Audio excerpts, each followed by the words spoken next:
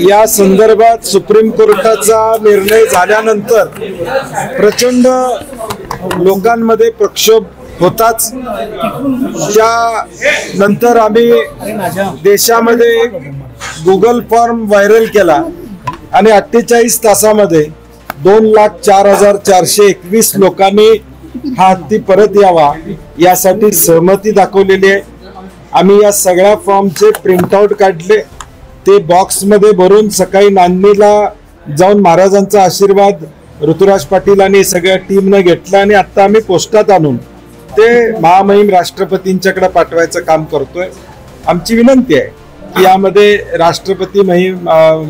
राष्ट्रपतीने या लक्ष घालावं आणि यामध्ये तोडगा काढावा। खरं तर काल ज्यावेळी सीईओ आले होते वंताराचे, त्यांनी काही आश्वासन दिले, काही संकेत दिले, आपल्याला वाटतं का थोडंसं पुरेसं आहे? कारण काल सीईओ आलेले आम्हाला माहित नाही, कारण की फक्त सत्ताधारी आमदार आणि सत्ताधारी पक्षाचे खासदार तिथे उपस्थित होते।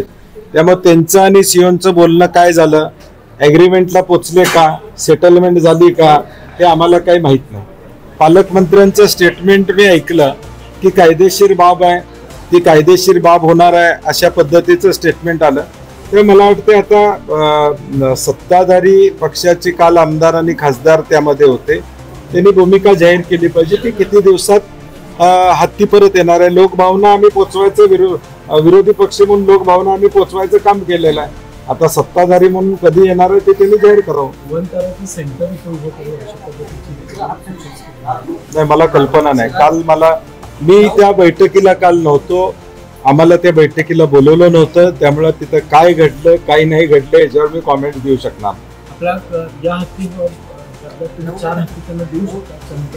100% चंदगड, गडिंग्लज, जाजरा या भागामध्ये आमचं शेतीचं नुकसान करणारे हत्ती आहेत, ते आम्ही तिकडे पाठवून देऊ शकतो। परंतु हा माणसाळलेला हत्ती, त्याची निगा आम्ही इथं चांगल्या पद्धतीनं राखू, अगदी त्यांच्या मार्गदर्शनाखाली ठेवू, तर निगा राखू। म्हणजे त्यांनी प्रोटोकॉल एखादा द्यावा की कशा पद्धतीने याची निगा राखली जाईल, कशा पद्धतीने केलं जाईल, तशी आम्ही निगा राखू।